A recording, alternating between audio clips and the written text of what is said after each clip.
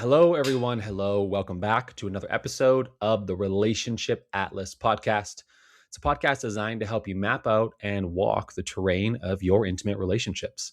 I'm your host. My name is Atlas. I am a relationship coach.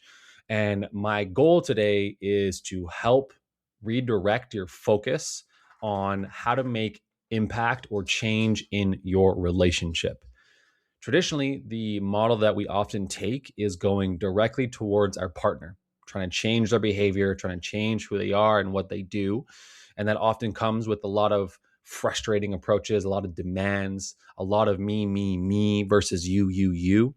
So today, I'm going to walk you through 5 approaches that you can take instead of going directly to their behavior. It's actually going to return to our behavior, our integrity, and how we are contributing to the overall team or the us in this relationship. It's a relational focused approach. So the first one comes from one of my mentors. His name is Terry Real. He's an incredible relationship expert. And he says, keep your side of the street clean. Keep your side of the street clean. No matter what is getting thrown on their lawn, no matter how much they're dirtying up with garbage and trash on their lawn, keep your side of the street clean. Not because you're better, not because this is a competition, but because keeping your side of the street clean is in integrity with you. Reciprocating the behavior that you don't like or the behavior that bothers you that you get from them is not a way to stop the behavior. It actually reinforces that it's okay. If they operate a specific way in a fight and you give that back, you're saying this is okay. You're reinforcing it unintentionally. So keep your side of the street clean, maintain your own integrity. And this can actually, by nature, magnify how quote unquote dirty their side of the street is. And it can actually be an incredible catalyst for change. Number 2, give what you hope to receive. Now, a lot of people don't love this one, and I understand why. Because we have this idea that I'm giving enough and I'm not getting enough. But the reality is that that's a very me versus you approach, not a us or we approach. This is not a relational approach. This is a me approach. So we're going to give what we hope to receive. If we want to be appreciated more, we're going to start to appreciate more. If we want to receive more words of affirmation, we're going to start offering and giving words of affirmation. This is the approach that we take to help change the culture of our relationship. Changing the culture involves both people contributing, but at some point, somebody's going to need to lead the way. So no matter what scenario you are in, no matter how frustrated you are, you still have the opportunity to operate the way you would like to, which is loving, caring, and invested by giving what you hope to receive. Number 3, get curious. Get curious instead of condemning, instead of complaining, instead of contradicting. Get curious. There are things that you feel frustrated or annoyed or upset about. Before you condemn, get curious. See if you can understand by asking questions what brought that up for them, what brought out that behavior in them, what are they truly feeling. When you ask them what's alive for you or what brought you to that decision, and they say something like, well, it really feels like, challenge them to consider what it actually feels like. Instead of a contrast or comparison to the feeling, ask them and get curious. What did that feel like for you? Did it feel angry? Did you feel hurt? Did you feel disappointed? Did you feel scared? What's the feeling alive for you? Not the feeling like. Getting curious ensures that, for example, if you don't feel supported, ask them if they feel supported by you. Sometimes we're clouded by our own needs and wants and desires that we're actually not fully clear that we're offering that same thing or that it's being received in that way. So, an incredible practice can be any aspect that you feel frustrated with that you're not getting. Ask if they are receiving that from you. Because, and this is hot take here, I don't believe you can ask for what you want if you're not giving it. So if you want to feel supported, ask them and get the clarity to see if they feel supported by you. Don't make assumptions that you must already know the answer. Actually get the clarity. Find the truth, get the proof. Let them say that to you. And the answers may be very revealing because, again, a lot of us are clouded and we think that we're doing a great job, and we may still be doing it a great way, but it may not be received that way. So go find out before you start to request or demand anything.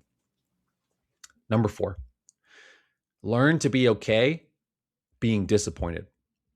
This one is crucial, in my opinion, because so much of a relational dynamic is spent trying to not disappoint each other. And the reality of life is that you will be hit with things that don't go your way, and you will not always get what you want. And that can be very disappointing. And because we've spent so much time avoiding disappointment, we no longer have a large capacity for the feeling that comes with disappointment. So there's a tenseness, an anxiousness, a frustration, a agitation in the body that comes up when we're disappointed. And that feeling takes over. And then we tend to attack or blame or get really angry at someone for disappointing us. And so, what I'm encouraging here is not to live in a constant state of disappointment, but if you're constantly avoiding it or you don't want to experience it, this is a great opportunity for you to acknowledge that your partner is not always going to be exactly what you want them to be. There will be moments where you will be disappointed, either by the fact that they don't want to do what you want to do today, or that they're not following through on the things that they said, or fill in the blank. You're going to be disappointed. Build capacity for that feeling so that when inevitably that happens, you can still approach with love and care and kindness. Number 5, last one. Focus on agreements, not demands. Agreements are mutually beneficial. Demands, as I'm sure we've experienced, often induce or create a desire to rebel against. When someone is told what they have to do or what they absolutely need to do, or else, there is this inclination in them to say, who are you to tell me what to do? There's an inner child that comes out and says, nope, won't be doing that, specifically because you demanded it of me. As a relational dynamic, whenever you are looking to get something, it's going to be better to 1, start to give it, 2, learn to be okay that they may not always follow through. So that's okay to be disappointed.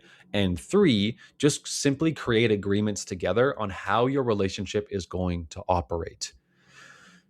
Agreements are considering the we, not just the me. Huge theme of today is that we're dialing it in on a relational approach, not just a me versus you or you and I approach. We're taking it as if it is a triangle. At the top of the triangle is a circle, and there's a word in there that says we and us.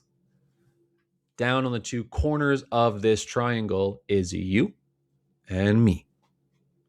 We contribute to the us, and it's important to understand what I am contributing, how I am feeding this environment, what I'm doing to try to create safety, security, love, kindness, respect, what I'm giving.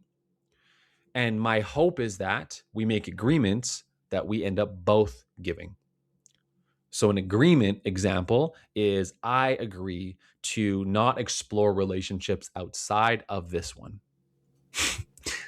It's a funny one because it sounds like that should be implied.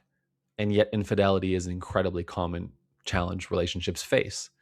So if you were to have a conversation where you agree truthfully that I will not explore intimate relationships outside of this relationship, you have a head start on most people.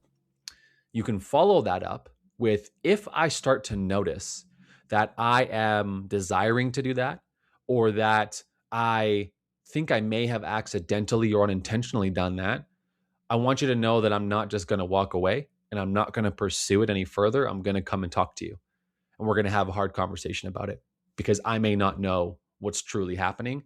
And there may be things in here that I've been avoiding that we need to talk about. As you can hear, this is an adult approach.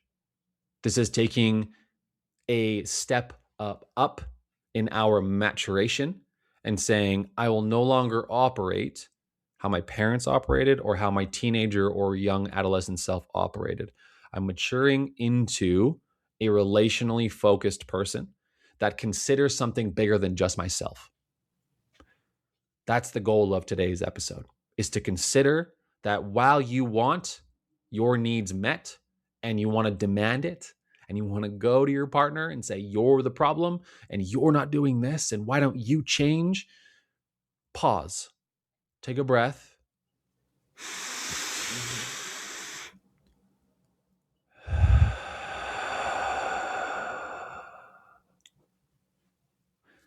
and start with these 5 options. Number 1, keep your side of the street clean. Number 2, give what you hope to receive. Number 3, get curious before you complain or condemn. Number 4, learn to be okay being disappointed. And number 5, focus on agreements, not demands. That's the end of today's episode. I hope there's some value in here. I know, in fact, actually, there is absolutely value in here. And it's only often value, though, if you take some of this, take one thing and go and apply it. Then come back to this episode and listen to the next point and then apply it either the next day or the next week. Take this stuff and go do something with it. I would love to hear how you applied this, not just that this was a cool episode or that you had aha moments. Aha moments are great until they end as an aha moment and nothing shifts for you or changes for you in your reality. So I'm going to put this challenge to you out right now. Take something, write it down, make it the background of your phone, do it for a week, try it for a week. Don't let this information just pass you by. It's why I keep these short, so they're digestible, but powerful enough for you to go and do something and actually impact the quality of your relationships and inevitably the quality of your life. Try one of these 5 things or try them all. I trust that you will do so. I trust that you accept this challenge because I know you're strong enough. And I really, really look forward to hearing about your results. If you have questions or you have stuck points, reach out to me. I'm here to support. You can follow me at @therelationshipcoach_. You can also just email me, atlas.matsuda@gmail.com. Super simple. Or if you're on Spotify, you can actually comment below and let me know your thoughts. I'd love to be of support in any way. Make sure to subscribe and download. It helps this reach more people. And best case scenario, maybe you share this with your partner. Hey, great episode I just listened to. Some really cool things that I really like. Thought you might like them too. I think this could actually maybe support us a lot. No pressure. Who knows? You never know what might happen. It's easy to listen to 15 minutes of something. I'll end it there. Thanks again for listening. I appreciate you being a part of this community, and I'm excited to serve you in the next episode.